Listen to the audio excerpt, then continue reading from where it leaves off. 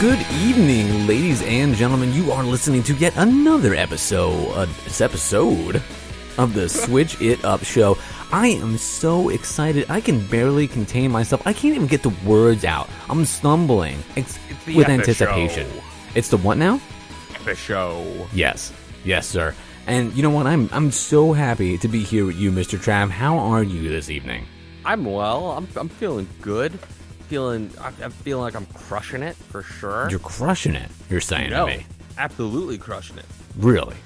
Crushing it. Well, in that case, my man, let me take you to the next level. Let me play you some of these sweet tunes to make sure you're really ready for what's about to go down.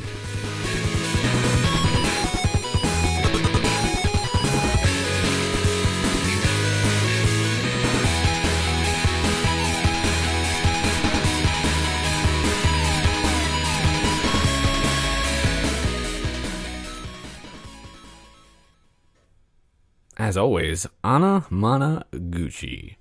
And Mr. Trav, I did say it was going down, but I didn't mention the where it was going. And let me tell you, Mr. Trav, it is going down to hell. Because my first game that I'm reviewing, and my only game, only one, is down to hell. It is $9.99 on the Nintendo eShop. And it was released 2 days before Christmas. And if you caught the last episode of the Switch It Up show where I reviewed Demon Pit, I don't know what it is with Christmas time, but developers are like, yo, let me get some of these, games all set in hell. Just let me release them right around Christmas. Perfect time for it. I don't know what it is, my man. Maybe they're trying to counterbalance the joy with, the pain or something. But let me go ahead, hit you with a little bit of the synopsis, and then I'll give you the play-by-play. Down to Hell is a dynamic slasher in which a lonesome swordman must face the hordes of hellish demons. The player takes on the role of a knight filled with hatred and struggle. During the game, the protagonist will have to fight with various demons in order to save the mysterious girl that previously saved him. During the gameplay, the player will use both weapons and magic to have to fight various terrifying demons. Moreover, in each chapter, there will be at least 3 bosses, where each of them will be particularly demanding, and it doesn't say that, it should, a particularly demanding opponent. This game is for one player. You can play it in TV, tabletop, or handheld mode, and it supports cloud save. Gotta love that.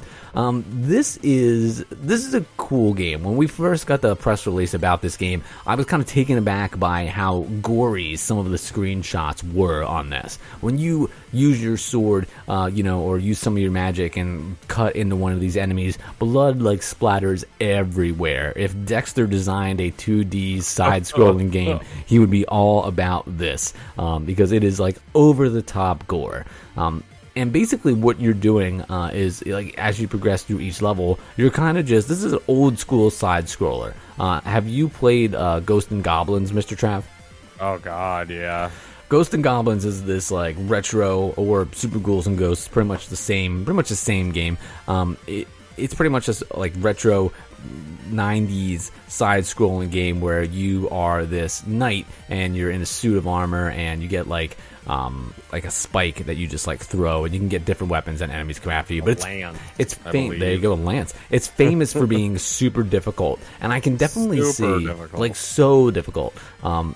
I can definitely see where this game is inspired by that in some ways. It's not nearly as punishing because in that game, if you get hit once, you lose your armor, and then if you get hit again, you're dead.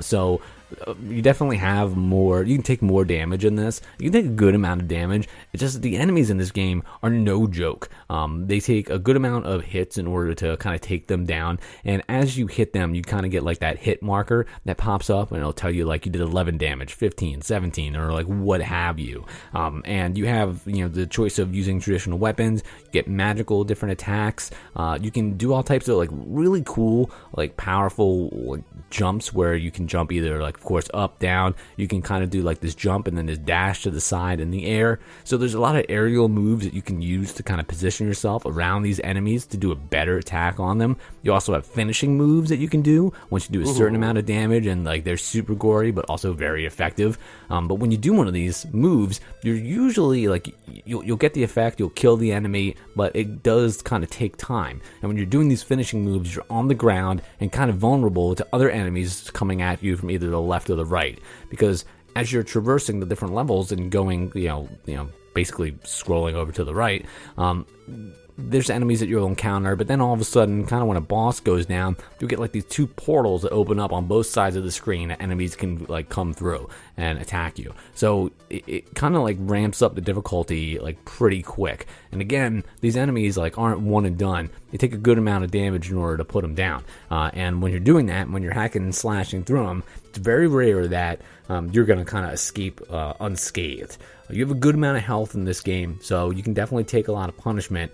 And there is a parry button. I don't know about you. Anytime I'm playing like one of these hack and slash games, like I'm never parrying anything. I can't parry. Like I don't have time to do that because that doesn't work. I feel like I never see that move. No, I'm not gonna get the timing. I never see it coming. Like unless we're doing quick time events and you give me like literally the screen is like hit A, hit A, hit A, hit A. Like I'm gonna miss it. It's like when we watch wrestling and they do the thigh slap. I'm like, yeah, I've been watching it for 10 years. I still never see it. It's exactly the same. But I really, really like the graphics in this game. I wish the music was a little bit better.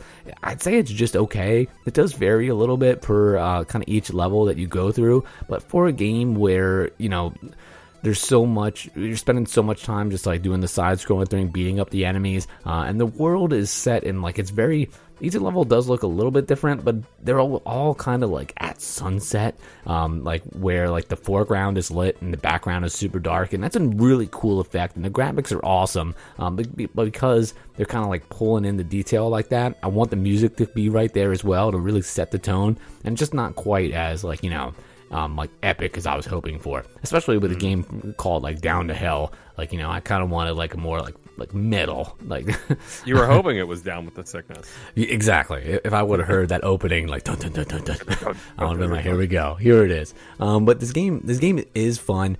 If you like a hack and slash, you're gonna like it. There's not that much of a platforming element to it. There are parts where you can choose a little bit of a different path, but for the most part, you're going over to the right, beating people up. There are moments where you can go through and you can unlock some upgrades, so there is a little bit of like an RPG section to it, which is kind of cool. You can switch out for different weapons, different spells, different type of attacks. So that is nice. There is some customization there, but for the most part, this is side-scrolling, beat 'em up game with just like a really unique theme. Super gory with like light RPG elements, and it's $9.99. I did enjoy this game, but I wasn't head over heels for it. So I'm going to go ahead and give this game a 3.5 out of 5. That's not too bad. No, man. Like I think it was cool. Like it just wasn't quite as unique, like as unique as like the graphics are and the gore and stuff like that. Just the gameplay is just a little bit maybe too familiar. But still fun. You can spend $10 worse. Interesting that you also had a 2D side-scrolling almost beat 'em up, because I was doing Super Crush KO. As you heard, I was crushing it. It is $14.99, and it is currently available on the Nintendo eShop. Crush robots, save your cat. Oh, and also the world? Super Crush KO is a fast-paced brawler set in a vibrant, near-future city.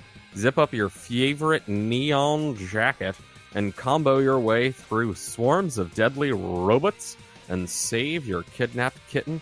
And while you're at it, save humanity from an AI apocalypse. Lightning-fast gameplay and seamlessly blends run and gun action and intense beat-em-up combat. Launch, juggle, and shoot waves of robots out of the sky in stylish, easy-to-execute combos. Keep your score climbing from enemy to enemy with thunderous ground smashes, high-flying aerial attacks, and devastating super beam. Blast through a vibrant world inspired by colorful urban cityscapes and pastel skylines. Online leaderboards and ranking systems will keep you coming back to S rank over 20 challenging levels. It is from our new friends over at Vertex Pop. So, ladies and gentlemen, if you've ever seen Steven Universe, you would probably get a good idea for the vibe of this game. It is, as they said, very pastel. It's a side scroller. classic beat 'em up style, not necessarily in the vein of, say, a Streets of Rage, more along the lines of, as you said, a Ghosts and Goblins sort of thing, but with that beat 'em up and combo style. As they said, the combos are there, and you unlock a lot of different moves that you can pull off using a super sort of meter that refills over time. You have a gun that you unlock, and you can get sort of power-ups for. You find power-ups all over just about every single level, and they're all neat and weird and unique, and usually at what seems like snack stands. Like, you'll get a hot dog, and that somehow lets you unlock the ability to do the double jump. I don't know why. The storyline it's cute and it's cool because it's like you just got to go save your cat because somebody stole him, and he's a fat cat, and it's nice. And they show it to you in these like anime, manga, pastel, single frame things.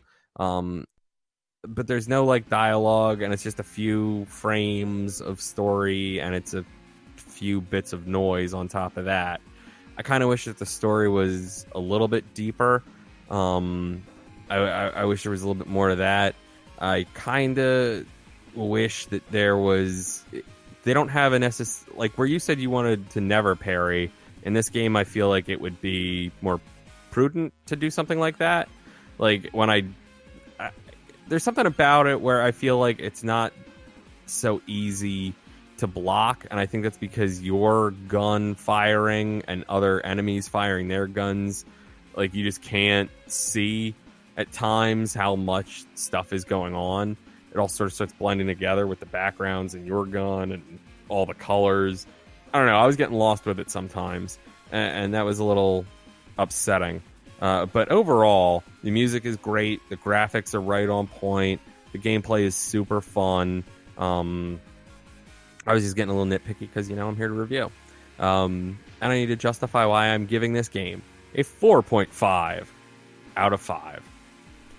That's high praise, my man. High praise. I really, really, really enjoyed this game. It was addictive, and it was fun, and the art style of this game blended so well with the music, and it was just a super cool experience. And I was like, hey, I love a good beat 'em up, love a good combo masher. It's a fun time if you're looking to get into it, and having I don't know, the protagonist is a female, is like a lady, and going after a cat really reminded me of my girlfriend for some reason. You know, like, she just seems like kind of like spunky and artsy. Like my girlfriend. I like how you were like, yeah, you gotta go back and get this cat. I was like, I'm in. Right? Exactly. As soon as you say, like, you gotta go save this chubby cat, it's like, well, I can't let them take the chubby cat. No. I've got to pay this $6.99 now. That's to it, save my man. Chubbs. You gotta save the cat. Always. Always. But you know what, my man? You know, whether if you're not down with a game set in the depths of hell, or if you're not feeling game to go save a fat cat, you know, we got you covered here on the Switch It Up show. Whether it's Mr. Seth Trav or myself, your friend Glenn, and from the crib. If you don't care for either of those, if you're not down with either of those games, you can always switch it up.